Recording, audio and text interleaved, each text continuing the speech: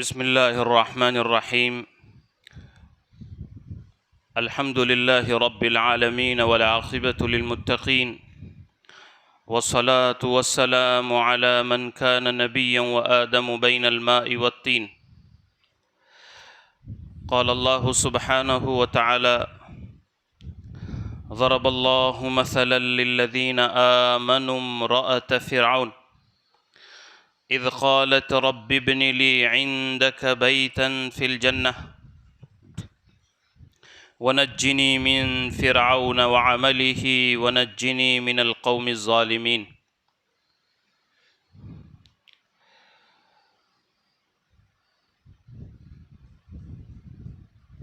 محترمہ دینی ماں اور بہنیں، سب سے پہلے تو ہم اللہ کا شکر ادا کرتے ہیں کہ اللہ تعالیٰ نے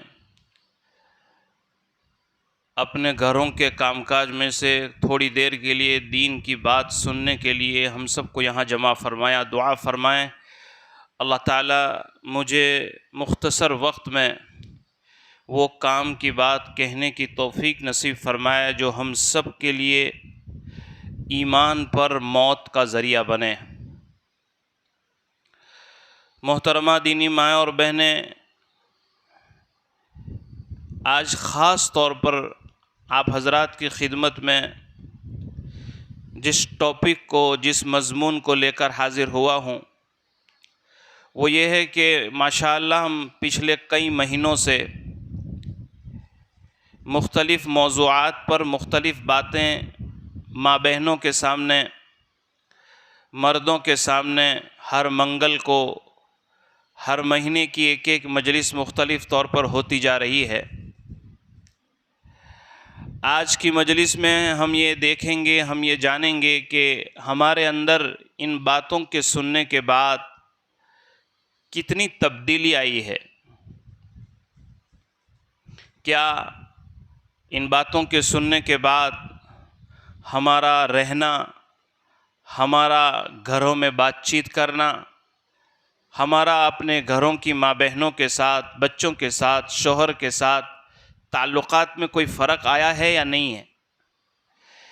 محترمہ دینی ماں اور بہنیں، دنیا کے اندر جتنے انسان اس وقت زندہ ہیں، چاہے وہ بیمار ہیں، چاہے وہ تندرست ہیں، چاہے وہ غریب ہیں، چاہے وہ مالدار ہیں، ہر ایک انسان اللہ کی امتحان اور آزمائش میں ہے۔ اگر کوئی خوشی کے اندر ہے تو بھی آزمائش میں ہے، اور اگر کوئی تکلیف میں ہے، کوئی الجھن میں ہے، کوئی پریشانی میں ہے، کوئی بیماری میں ہے، تو بھی وہ اللہ کے امتحان میں ہے۔ دنیا میں کوئی انسان ناکام نہیں ہے اور کوئی بھی انسان کامیاب نہیں ہے۔ ایک بہت توجہ کے ساتھ ماں اور بہنیں تھوڑی دیر کے لیے سوچو جو میں بول رہا ہوں، کہ دنیا کے اندر جو بھی انسان جس حالت میں ہے، خوشی کی حالت میں، بیماری کی حالت میں، راحت کی حالت میں، وہ نہ ناکام ہے اور نہ کامیاب ہے۔ کیا مطلب ہے؟ اصل کامیابی اور اصل ناکامی مرنے کے بعد اور آخرت کے ساتھ لگی ہوئی ہے۔ اسی لیے نبی اکرم صلی اللہ علیہ وسلم نے ارشاد فرمایا کہ کبھی ایسا ہوتا ہے کہ ایک آدمی زندگی بھر بہت ساری نیکیاں کی، بہت سارے صدقات و خیرات ادا کیے، وہ آدمی جنت کے جس درجے پر پہنچے گا، ایک عورت، ایک مرد ایک معمولی بیماری کی وجہ سے یا کسی تکلیف کی وجہ سے اس نے جو صبر کیا، تو اس صبر پر اللہ تعالیٰ ہزاروں سال کی صدقے کرنے کا، ہزاروں سال کی نماز کا ثواب ایک بیماری کے اوپر صبر کرنے سے اس کو اس جنت تک پہنچا دے گا جس جنت پر پہنچنے کے لیے کتنے لوگوں نے کئی سالوں تک عبادت کی ہے۔ معلوم ہوا مسلمان کے دونوں ہاتھ میں لڈو ہے۔ اگر نعمت ہے، اگر خوشی ہے تو شکر ہے، اگر کوئی تکلیف ہے، کوئی بیماری ہے تو صبر ہے۔ بلکہ حدیث پاک میں نے ایک روایت میں یہاں تک پڑھا ہے کہ ایمان کے بہت سارے حصے ہیں، جیسے نماز پڑھنے سے ایمان بڑھتا ہے، خیرات دینے سے ایمان بڑھتا ہے، قرآن پڑھنے سے ایمان بڑھتا ہے، ماں باپ کی خدمت کرنے سے ایمان بڑھتا ہے۔ ایمان کی بہت ساری شکلیں ہیں، لیکن جس چیز سے ایمان سب سے زیادہ بڑھتا ہے، نبی اکرم صلی اللہ علیہ وسلم نے فرمایا، جب انسان کسی تکلیف میں، کسی پریشانی میں اور کسی بیماری کے اندر جب وہ صبر کرتا ہے تو نماز کے بعد، روزہ رکھنے کے بعد اور نیکی میں اس کا ایمان اتنا مضبوط اور اتنا نہیں بڑھتا جتنا صبر کرنے سے بڑھتا ہے۔ اس حدیث میں لکھا ہے کہ ایک مرتبہ نبی اکرم صلی اللہ علیہ وسلم مسجد کے سے باہر نکلے تو آپ نے دیکھا کہ کسی گھر کے اندر سے کسی عورت کے رونے کی آواز آ رہی ہے۔ کوئی عورت بہت زور زور سے رو رہی تھی۔ سرکار دو عالم صلی اللہ علیہ وسلم تشریف لے گئے اور آپ نے فرمایا کہ کیوں رو رہی ہو؟ تو فرمایا کہ میرے جوان بیٹے کا انتقال ہو گیا۔ تو آپ صلی اللہ علیہ وسلم نے ان کے لیے دعا دی، اس کو تسلی کی، اس کو صبر کی تلقین کی۔ آپ نے اس کو صبر کرنے کا کہا۔ تو اس عورت کو جو کہ غصہ تھا، اس کے جوان بیٹے کی لاش پڑی ہوئی تھی، پریشان تھی، تو اس کو پتہ نہیں تھا کہ یہ کون ہے، محمد الرسول اللہ ہے۔ اس نے ذرا غصے میں آ کر کہا کہ تمہیں تکلیف مجھے ہوتی ہے، تمہارے بیٹے کا انتقال تھوڑا ہوا ہے، میرے بیٹے کا انتقال ہوا ہے۔ چنانچہ اللہ کے رسول نے، چونکہ ان کی حالت ایسی تھی، صبر کی بات کہہ کر آگے چلے گئے۔ آپ کے جانے کے بعد بعض عورتوں نے بتایا کہ تمہیں پتہ ہے تم نے کیا جواب دے دیا؟ یہ تو محمد الرسول اللہ صلی اللہ علیہ وسلم تھے۔ وہ دوڑی دوڑی سرکار کے پاس آ گئی اور رونے لگی کہ سرکار مجھے معاف فرما دیں، میں نے آپ کو نہیں پہچانا، میرے جوان بیٹے کی لاش پڑی ہوئی تھی، اس کے صدمے کی وجہ سے میرے سے ایسی بات نکل گئی۔ تو آقا صلی اللہ علیہ وسلم نے یہ فرمایا، الصبر عند الصدمۃ الاولی۔ یہ حدیث ہے، آپ نے فرمایا کہ صبر کرنا تو اس وقت ہے جب سب سے پہلی مرتبہ کسی تکلیف، کسی بیماری، کسی کے انتقال کی خبر جب پہلی مرتبہ اپنے کان میں پڑے، اس وقت انسان کو اپنے جذبات کو سنبھالنا ہے، اپنی زبان کو سنبھالنا ہے۔ آدمی 2 دن تک، 3 دن تک، 5 دن تک گھر میں کسی کا انتقال ہو جائے تو بہت زیادہ رونا اور چلانا اور شکایتیں ہوتی ہے۔ پھر 5-6 دن کے بعد ہم لوگ کہتے ہیں اگے اللہ جے کرو تے، اب اللہ کی مرضی کے سامنے اپنا کیا چلتا ہے۔ یہ لفظ ہمارا پہلی مرتبہ نکلنا چاہیے۔ آپ دعا فرمائیں میری ماں اور بہنوں، اللہ ہمیں صبر کی بھی توفیق عطا فرمائے، اللہ شکر کی بھی توفیق نصیب فرمائے۔ یہ ربیع الاول کا یہ آخری دن چل رہا ہے۔ آؤ میں تمہیں سناؤں میری ماں اور بہنیں، اس قصے سے مجھے ایک بات یاد آئی۔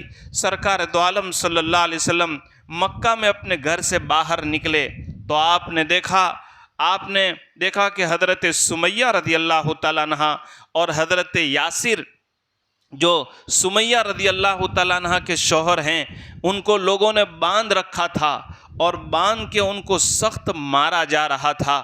اور میری ماں اور بہنوں، نبی اکرم صلی اللہ علیہ وسلم کی حدیث ہے، حضرت عمار فرماتے ہیں جو حضرت سمیہ کے بیٹے ہیں، عمار حضرت سمیہ کے بیٹے ہیں، اور عمار کے ابا کا نام حضرت یاسر ہے، اور حضرت یاسر کی بیوی کا نام حضرت سمیہ ہے۔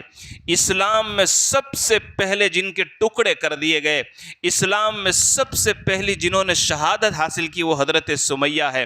لکھا ہے کہ حضرت یاسر کو ان کے دونوں پیروں کے ساتھ 2 اونٹ کو باندھ دیا تھا، دونوں ہاتھوں سے دوسرے 2 اونٹ کو باندھ دیا۔ حضرت یاسر کو 4 اونٹوں کے ذریعے سے باندھ دیا تھا، ایک ہاتھ سے 1 اونٹ، اور 4 اونٹوں کو چاروں کونے کی طرف بھگا دیا تھا، جس سے ان کا ایک پیر الگ ہو گیا، پھر دوسرا پیر الگ ہو گیا، پھر پہلا، پورے جسم کے ٹکڑے ہو گئے۔ نبی اکرم صلی اللہ علیہ وسلم نے جب یاسر کی یہ حالت دیکھی تو آپ نے راستے میں گزرتے ہوئے کہا تھا، اصبروا یا اہل یاسر، اصبروا یا اہل یاسر فإن موعدکم الجنہ، اے یاسر کی اولاد، اے یاسر کی اولاد صبر کرنا، میں تمہیں جنت کا وعدہ کرتا ہوں۔ میری ماں اور بہنوں، آپ اندازہ لگاؤ اس وقت محمد الرسول اللہ پر کیا گزرتی ہوگی۔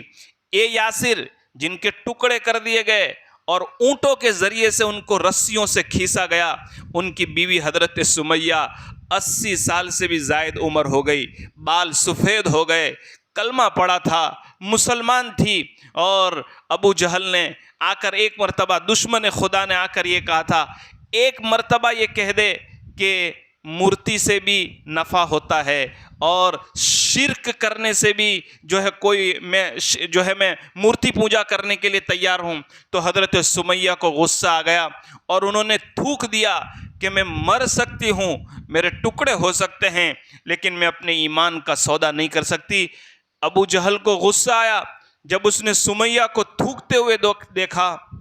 میری مائیں اور بہنیں، روایتوں میں لکھا ہے ایک برچھا، ایک بھلا اس نے حضرت سمیہ کی نازک جگہ شرمگاہ میں اتنے زور سے مارا تھا، چیخ نکل گئی اور حضرت سمیہ وہیں شہید ہو گئی۔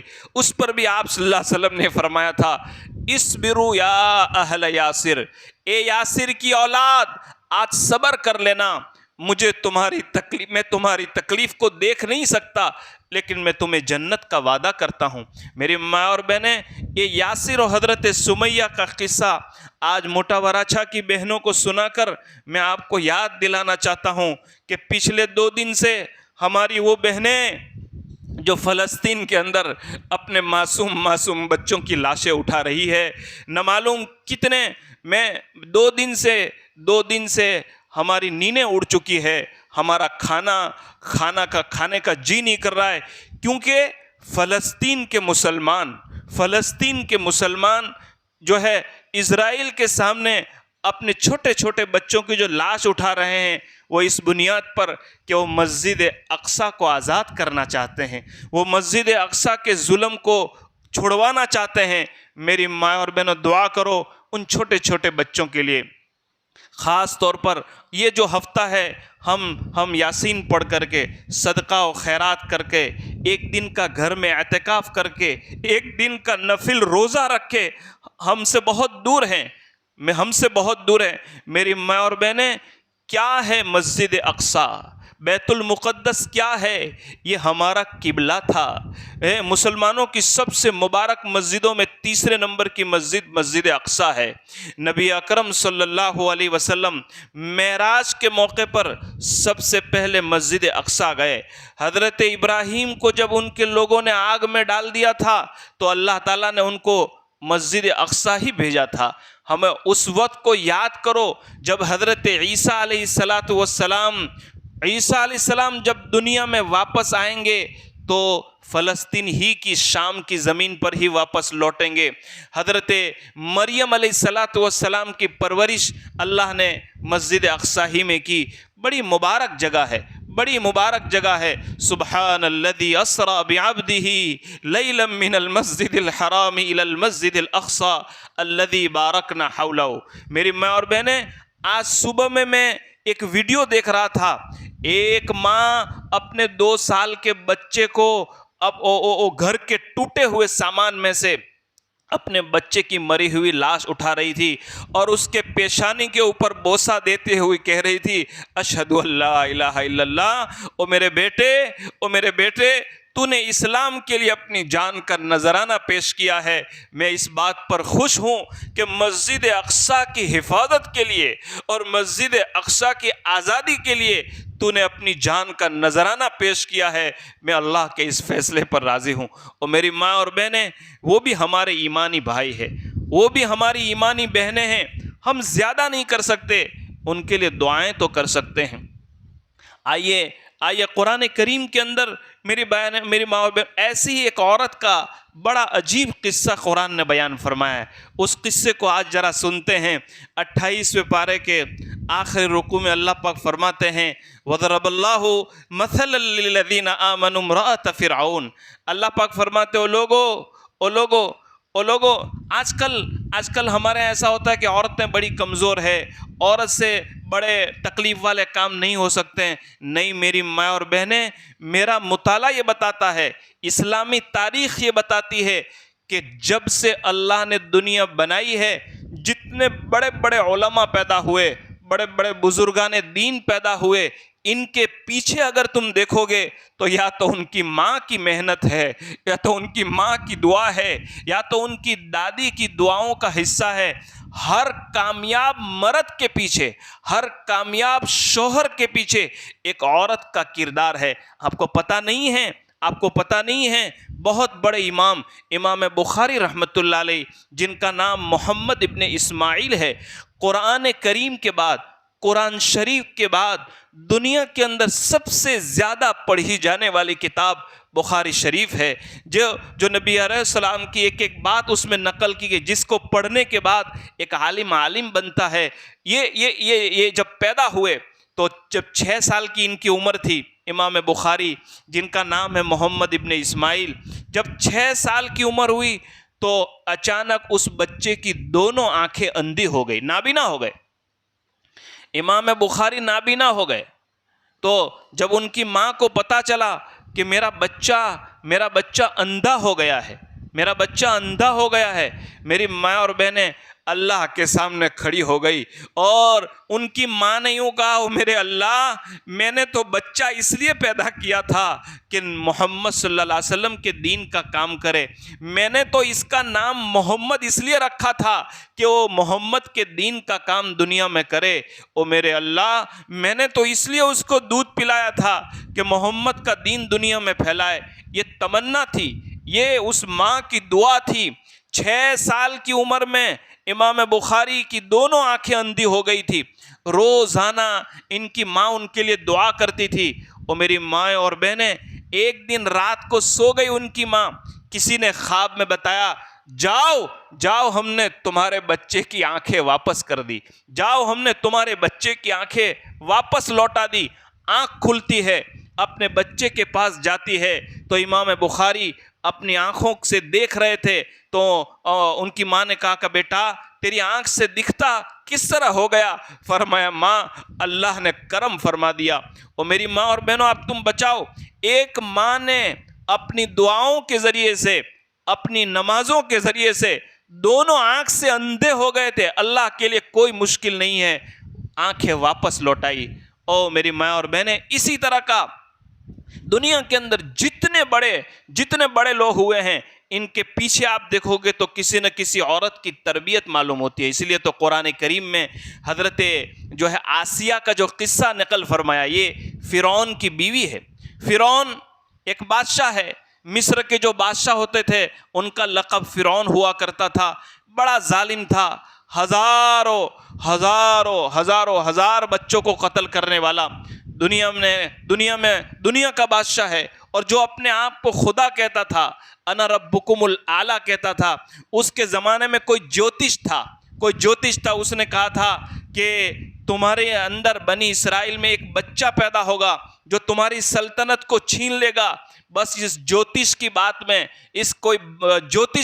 کا یقین کرتے ہوئے فرعون نے پورے مصر کے اندر یہ اعلان کر دیا تھا کہ جو بھی بچہ ملے اسے قتل کر دیا جائے۔ میں نہیں کہتا، میری ماں اور بہنیں، ہزاروں لاکھوں بچوں کو پتا چلتا کہ فلاں گھر میں لڑکا پیدا ہوا ہے، اس کی ماں کی گود میں سے دودھ پیتے بچوں کو چھین کر اس بچے کو قتل کر دیا، لاکھوں بچے کو مارنے والا۔ جب حضرت موسیٰ علیہ السلام کی پیدائش ہوئی تو ان کی ماں کو ڈر لگا کہ اگر فرعون کو پتا چلے گا یہ میرے بچے کو مار ڈالے گا، ڈرنے لگی، رات کو سو بھی نہیں رہی ہے، صبح کو کھانا بھی نہیں کھا رہی ہے۔ اللہ پاک نے حضرت موسیٰ علیہ السلام کی ماں کے دل میں یہ بات ڈالی، وَأَوْحَيْنَا إِلَىٰ أُمِّ مُوسَىٰ أَنْ أَرْضِعِيهِ، اللہ پاک نے حضرت موسیٰ کی ماں کے دل میں بات ڈالی کہ آپ اپنے بچے کو ایک صندوق میں ڈال کر، ایک پیٹی میں بند کر کے اس کو دریا میں ڈال دو۔ ذرا سوچو میرے بھائیوں، ایک دودھ پیتا بچہ ہے، 2 دن کا بچہ ہے، فرعون کے ڈر سے، فرعون کے قتل کے خوف سے ماں نے ایک ڈبے میں بند کر کے اس کو دریا کے اندر ڈال دیا۔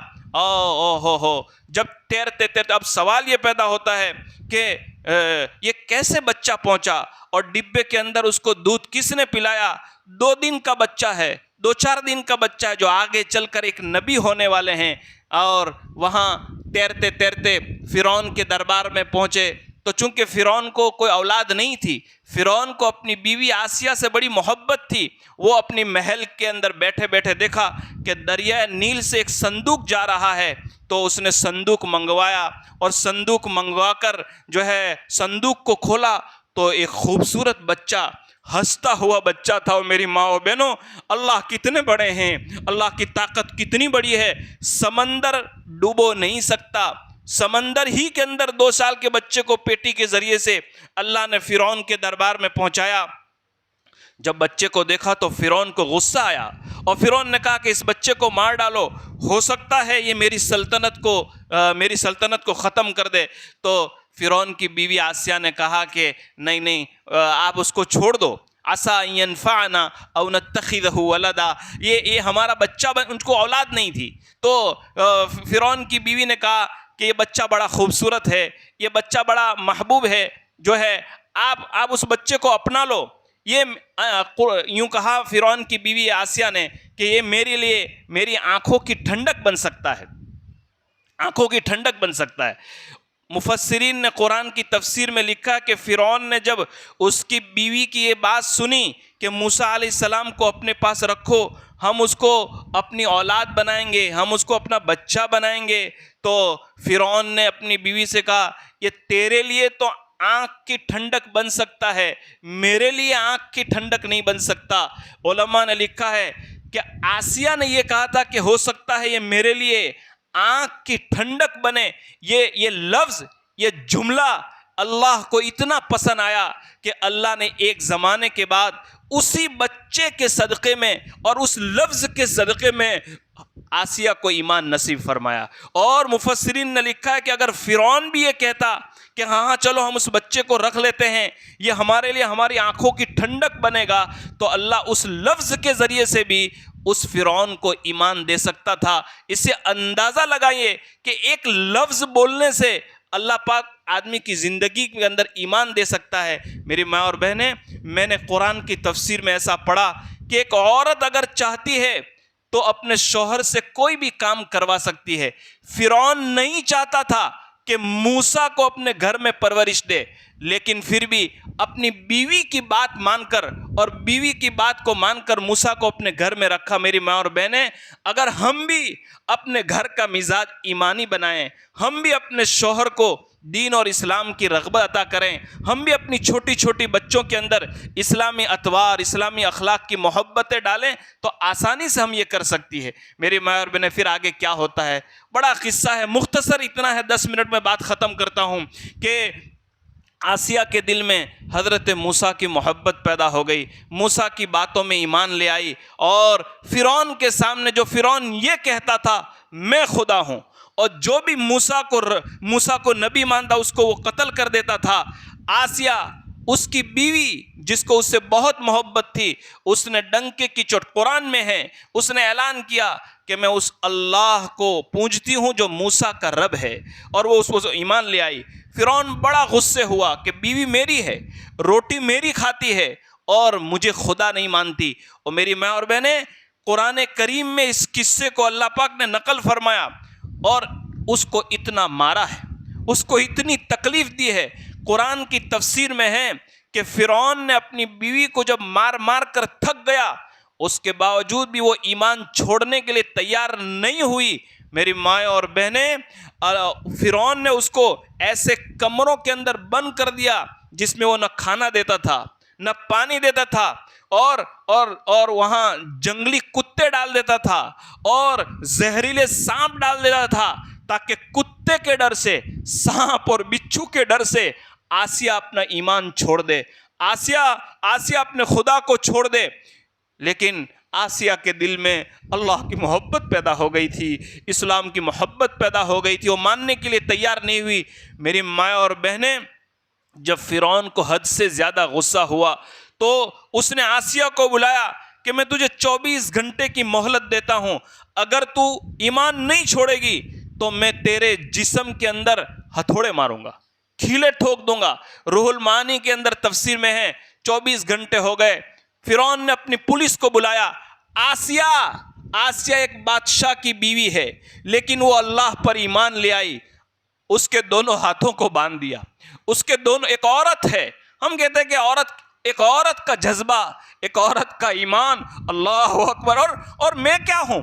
اللہ نے اس عورت کے ایمان کا قصہ قرآن میں نقل فرمایا، وَضَرَبَ اللَّهُ مَثَلًا لِلَّذِينَ آمَنُوا امْرَأَتَ فِرْعَوْنَ، کہ جب اس کے دونوں ہاتھوں کو باندھ دیا اور فرعون نے پوچھا کہ بتاؤ اس دنیا کا خدا کون ہے، تو مجھے خدا مانتی یا نہیں؟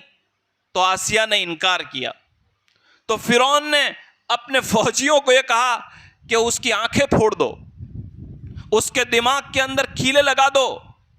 جب اس نے آرڈر دیا تو آسیہ نے ایک دعا مانگی جو قرآن میں ہے۔ وہ دعا کیا ہے؟ اذ قالت رب ابن لی عندک بیتا فی الجنہ ونجنی من فرعون، دو دعا مانگی میری ماں اور بہنوں، دو دعا مانگی۔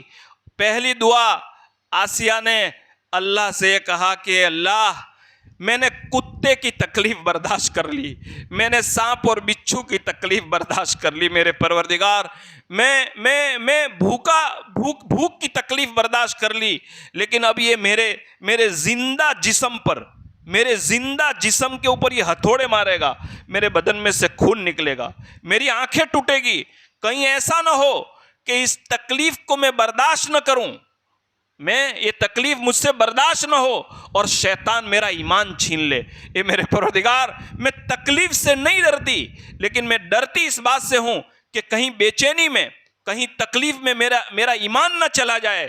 اے میرے اللہ، اگر تو مجھ سے راضی ہے، اگر تو مجھ سے خوش ہے تو میں تجھ سے دو دعا مانگتی ہوں، اس کا ہتھوڑا لگنے سے پہلے میری روح کو قبض کر لے، مجھے دنیا سے اٹھا لے اور مجھے جنت میں گھر عطا فرما۔ رب ابن لی عندک بیتا فی الجنہ ونجنی من فرعون، اور مجھے ایک گھر جنت میں دے دے اور مجھے فرعون سے نجات دے دے۔ اللہ میری ماں اور بہنوں، دیکھیں شروع میں کتنی تکلیف آئی، اللہ پاک کیسے دعا قبول کرتا ہے، اللہ کیسے راستے آسان کرتا ہے۔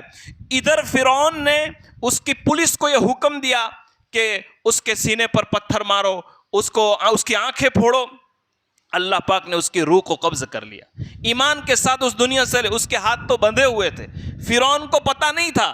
علماء نے لکھا کہ جب آسیہ کی روح اس کے بدن سے جدا ہوئی، اس کی آنکھیں کھلی تھی، اس کا جسم لٹکا ہوا تھا، فرعون کو پتہ نہیں چلا کہ وہ مر گئی ہے، لیکن اللہ نے اس کی دعا قبول کر لی، اور ہتھوڑے لگنے سے پہلے، مار پڑنے سے پہلے اللہ نے اس کی روح کو قبض کر لیا، اور جب ہتھوڑے مارنے کا حکم دیا تو وہ تو مردہ ہو گئی تھی، وہ تو اس کی باڈی ختم ہو گئی تھی، اس کی لاش پر پتھر مارے جا رہے تھے۔ میری ماں اور بہنیں، اللہ اکبر، جب اس کو دفن کر دیا گیا، نبی اکرم صلی اللہ علیہ وسلم نے ارشاد فرمایا کہ اس کے پاس فرشتوں کی ایک جماعت آئی، گلدستہ لے کر آئی، جنتی نعمت لے کر آئی، جنتی کھانے لے کر آئی، اور وعدہ کیا، اے آسیہ، تو نے اللہ کے لیے اپنے فرعون، اپنے شوہر کی تکلیف کو برداشت کیا ہے، اللہ دنیا میں تمہیں اور آخرت میں تمہیں سب سے بڑا مقام عطا فرمائیں گے۔ اور آسیہ کو وعدہ کیا کہ جنت میں تم محمد الرسول اللہ صلی اللہ علیہ وسلم کی بیوی بننے کا، حضور صلی اللہ علیہ وسلم کی وائف بننے کا شرف آپ کو اس کی تکلیف کے۔ میری ماں اور بہنیں، یہ قصہ قرآن میں کتنی ڈیٹیل کے ساتھ ذکر کیا ہے۔ جب میں آج اس کی تیاری کر رہا تھا، صبح میں آپ کے پاس آنے کی اور اس بیان کی تیاری کر رہا تھا، تو مجھے ایک بات یاد آئی کہ ہم لوگ اپنے گھروں میں یہ کہتے ہیں کہ ماں کے پیر کے نیچے جنت ہے، الجنت تحت اقدام امہاتکم، او کما قال رسول اللہ صلی اللہ علیہ وسلم۔ ہم اپنے بچوں کو کہتے ہیں نا، بچہ گھر میں دھمال کرے، ماں کی بات نہ مانے، تو ہم کہتے ہیں کہ ماں کے پیر کے نیچے تو جنت ہے۔ لیکن میری ماں اور بہنوں، مجھے معاف کرنا، ذرا پوچھو تو صحیح، کون سی ماں کے پیر کے نیچے جنت ہے؟ کیا ساری ماؤں کے؟ کیا ابو لہب کی بیوی کے پیر کے نیچے جنت ہے؟ کیا کسی غیر مسلم عورت کے پیروں کے نیچے جنت ہے؟ وہ تو اس ماں کے پیر کے نیچے جنت ہے، اس ماں کے پیر کے نیچے جنت ہے جس نے اپنی اولاد کو دین کا راستہ دیا، جس نے اپنی اولاد کو درود شریف سکھایا، جس نے اپنی اولاد کو حلال اور حرام سکھایا۔ میری ماں اور بہنوں، ہم اپنی اولاد کے لیے بہتر سے بہتر کھانے کا بندوبست کرتے ہیں، قربان جائیے، اسلام منع نہیں کرتا، لیکن اس ماں کے پیر کے نیچے جنت ہے جس ماں نے اپنے مرنے سے پہلے آج سوال یہ ہے کہ ایک جوان لڑکی اپنی ماں کے سامنے الگ الگ قسم کے ایسے کپڑے پہن کر، ایسے برقعے پہن کر، ایسے نقش و نگار پہن کر باہر نکل رہی ہے، کیا ماں کا دل نہیں کرتا کہ ماں ایک مرتبہ محبت سے اپنی بیٹی کو یہ کہے، او میری بیٹی، یہ نبی کا چہرہ نہیں ہو سکتا، یہ نبی کا دین نہیں ہو سکتا۔ میری ماں اور بہنیں، اللہ سے ہم دعا کرتے ہیں اللہ تعالی ہمیں ایمان کے ساتھ اس دنیا میں زندگی عطا فرمائے۔ آئیے ذرا سوچو حضرت عمر رضی اللہ تعالیٰ عنہ کتنے بڑے امام ہے، کتنے بڑے خلیفہ ہے، مسلمانوں کے دوسرے نمبر کے خلیفہ ہے، جس کے بارے میں اللہ کے تعالیٰ نے فرمایا، اللہ کے نبی نے فرمایا لوکان بعدی نبی لکان عمر، کہ میرے بعد اگر کوئی نبی ہوتے تو عمر ہوتے ہیں۔ لیکن کبھی آپ نے وہ واقعہ تو آپ نے سنا ہوگا کہ وہ کیسے ایمان میں داخل ہوئے۔ ان کے ایمان لانے کا حضرت عمر رضی اللہ تعالیٰ عنہ مسلمانوں کے دوسرے نمبر کے خلیفہ، جن کے ایمان کی دعا حضور صلی اللہ علیہ وسلم نے کی، لیکن اللہ نے ان کو ایمان کی ہدایت کیسے دی؟ وہ تو حضور صلی اللہ علیہ وسلم کو مارنے آئے تھے، وہ تو تلوار لے کر آئے تھے، لیکن جب کسی نے کہا کہ عمر کیا ارادہ ہے؟ کہا کہ نبی صلی اللہ علیہ وسلم کو مارنے آیا ہوں۔ ارے تو بیٹھے رہے، ذرا تیری بہن دیکھ، تیری بہن۔ بولا کیا ہوا؟ کہا کہ تمہاری بہن قرآن سیکھ رہی ہے۔ اللہ اکبر۔ حضرت عمر رضی اللہ عنہ کی بہن کی عمر 50 سال سے اوپر تھی، وہ ان کے بہنوئی کے ساتھ اپنی بہن کسی صحابی کے پاس گھر میں قرآن سیکھ رہی تھی۔ میری ماں اور بہنوں، کتنے مبارک لوگ ہیں، موٹا وراچا کی میری ماں بہنوں، آپ کتنے مبارک لوگ ہیں کہ 50 سال کی عمر میں، 40 سال کی عمر میں، اس حالت میں کہ آپ کے چھوٹے چھوٹے بچے ہیں، آپ کا شوہر ہے، لیکن پھر بھی آپ قرآن کریم کو سیکھنے کا ٹائم دے کر یہاں آ رہی ہو۔ یہ آپ صحابہ کی سنت پر عمل کر رہے ہیں۔ صحابہ میں اکثر صحابہ تو بعد میں مسلمان ہوئے، صحابہ میں سے اکثر صحابہ کی کسی کی ماں ہندو تھی، کسی کا حضرت ابو بکر جیسے صحابی جو پہلے نمبر کے مسلمان ہے، جو پہلے نمبر کے خلیفہ ہے، جن کے ایمان کی گواہی قرآن نے دی ہے، اتنے بڑے آدمی، لیکن ان کے ابا ابو قحافہ جو حضرت ابو بکر رضی اللہ عنہ کے ابا تھے، وہ کب مسلمان ہوئے؟ حضور صلی اللہ علیہ وسلم کے انتقال کے 1.5 یا 2 سال پہلے، فتح مکہ کے بعد۔ تو گویا کہ حضرت ابو بکر کے ایمان لانے کے سالہ سال کے بعد، یعنی ابو بکر مسلمان تھے اور ان کے ابا کافر تھے۔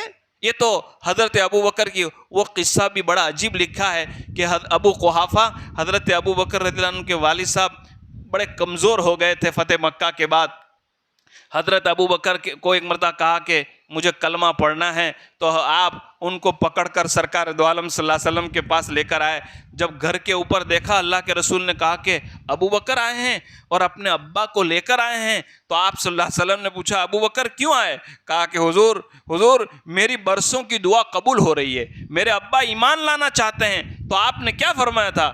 ابو بکر، گھر سے ایک بوڑھے آدمی کو میرے گھر لانے کی کیا ضرورت تھی؟ اگر آپ مجھے کہتے تو میں آپ کے ابا کو کلمہ پڑھانے کے لیے آپ کے گھر آ جاتا۔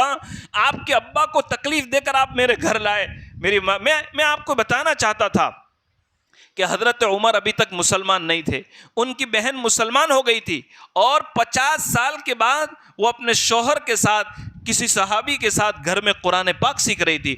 عمر رضی اللہ عنہ کو غصہ آ گیا، قرآن کو دیکھ کر غصہ آیا، اپنی بہن کو پٹک کر مارا، خون نکلا، اور پھر ان کی بہن نے کہا کہ عمر غصہ ٹھنڈا ہو جا، صبر کر، سن تو مار بھی ڈالے گا لیکن اب میرے ایمان کا سودا نہیں ہو سکتا۔ عمر کا غصہ ٹھنڈا ہوا تو پھر آپ نے، حضرت عمر رضی اللہ عنہ نے ان کی بہن سے پوچھا تھا کہ یہ تم کیا پڑھ رہے تھے؟ سورہ طٰہٰ کی پہلی آیت تھی، طٰہٰ ما انزلنا علیک القرآن لتشقی۔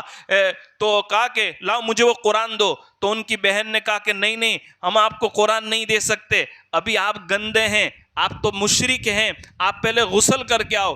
حضرت عمر رضی اللہ عنہ غسل کرنے گئے، پھر قرآن پکڑا، روتے جا رہے ہیں قرآن پڑھتے جا رہے ہیں، روتے جا رہے ہیں قرآن پڑھتے جا رہے ہیں، اور دوڑے دوڑے سرکار دو عالم صلی اللہ علیہ وسلم کے پاس آ کر کلمہ پڑھا، مسلمان ہو گئے۔ میری ماں اور بہنوں، یہ قصہ خالی قصہ نہیں ہے۔ حضرت عمر جیسا اتنا بڑا آدمی کہ جن کی وجہ سے اللہ نے لاکھوں لوگوں کو بعد میں ہدایت دی، جن کے خلافت کے زمانے میں 10.5 لاکھ مربع زمین پر لوگوں نے حکومت کی، جن کے زمانے میں اسلام دنیا کے کونے کونے میں پھیلا، جن کی بیٹی حضرت حفصہ حضور کے نکاح میں ہے، اتنا مبارک خاندان، اتنے بڑے آدمی، لیکن ان کے ایمان لانے کا قصہ، وہ کیسے ایمان لائے؟ ان کی بہن کی وجہ سے ایمان لائے۔ ان کی بہن نے ان کو قرآن بتایا تھا، آؤ آؤ آؤ ہم بھی اپنے اپنے گھروں میں قرآن کا ماحول بناتے ہیں۔ اللہ پاک سے میں دعا کرتا ہوں میرے پروردگار، ہمارا یہاں آنا، ہمارا یہاں نہ بات چیت کرنا، اے اللہ تو قبول فرما۔ اے اللہ اخلاص کے ساتھ، استقامت کے ساتھ جو بہنیں بھی آئی ہے، ان کے دلوں کی جو تمنا ہے اللہ تو اس کو پوری فرما۔ اور میرے اللہ فلسطین کے مسلمانوں کی حفاظت فرما۔ آؤ میری ماں اور بہنوں، ہم تھوڑے اللہ کے قریب ہو کر ہم اپنے لیے بھی اور اپنے فلسطین کے مسلمان بھائی بہنوں کے لیے بھی تھوڑی سی دعا کر لیتے ہیں۔ درود شریف پڑھ لیں، دعا کر لیتے ہیں۔ اللہم صلی علی سیدنا و نبینا و مولانا محمد و بارک وسلم۔ اے اللہ میں تیرا گنہگار بندہ ہوں، اے اللہ آپ نے بہت بڑا کرم فرمایا ہے، اے اللہ آپ نے قسم قسم کی نعمتوں سے مالا مال فرمایا ہے، اے اللہ آپ نے بغیر مانگے انعام عطا فرمایا، سب کچھ عطا فرمایا، رہنے کو گھر عطا فرمایا، کھانے کو روٹی عطا فرمائی، اے اللہ ایمان جیسی عظیم دولت سے مالا مال فرمایا ہے۔ پروردگار تیری دی ہوئی نعمتوں کی قدردانی کی توفیق نصیب فرما دے۔ اے اللہ آپ ہم سے راضی ہو جائیے، اے اللہ آپ ہم سے راضی ہو جائیے، منمانی زندگی کو چھوڑ کر رب چاہی زندگی اپنانے کی توفیق نصیب فرما۔ اے اللہ یہ ہماری مائیں، اے اللہ ہماری یہ بہنیں اپنے نیند کا، اپنے آرام کا وقت قربان کر کے تیرے نبی کی باتیں سننے آئی تھی، اے اللہ ان کا یہاں آنا ہمارے لیے، پوری امت کے لیے ہدایت کا ذریعہ بنا، مغفرت کا ذریعہ بنا، ہمارے ماں باپ کی مغفرت کا ذریعہ بنا، ہمارے اولادوں کی ہدایت کا ذریعہ بنا۔ اے اللہ تجھے اپنے نبی کی محبت کا واسطہ ہمیں غیروں کے حوالے نہ فرما، اے اللہ ہمیں غیروں کے حوالے نہ فرما، تیری دی ہوئی نعمتوں کی قدردانی کی توفیق نصیب فرما۔ اے اللہ ہم بڑے غفلت کے شکار ہیں، اے اللہ ہم آپ کو بھول چکے ہیں، اے اللہ مسجد اقصیٰ کی حفاظت کے لیے معصوم بچے اے اللہ مکانوں میں دبے ہوئے ہیں، کسی کو پتہ نہیں ہے کہ ان کا شوہر کہاں ہے، کسی کو پتہ نہیں اس کی بہن کہاں ہے، کسی کو پتہ نہیں اس کے باپ کہاں ہے۔ اے اللہ اپنے فلسطینی مسلمان بھائیوں کی حفاظت فرما، اے اللہ مسجد اقصیٰ کی حفاظت فرما، ان کے ہمت سے اٹھائے ہوئے قدموں کو نامراد مت کر، اے اللہ ان کے ہمت سے اٹھائے ہوئے قدموں کو نامراد نہ کر، اے اللہ انہوں نے پوری امت کا حق ادا کر دیا، ان کی عمروں میں برکت عطا فرما، ان کی رکاوٹوں کو دور فرما، ان کے کھانے کا اسباب عطا فرما۔ اے اللہ میں نے سنا ہے دشمن نے ان کی بجلیاں بند کر دی، ان کے پانی کے راستے بند کر دیے، ان کے کھانے کے راستے بند کر دیے۔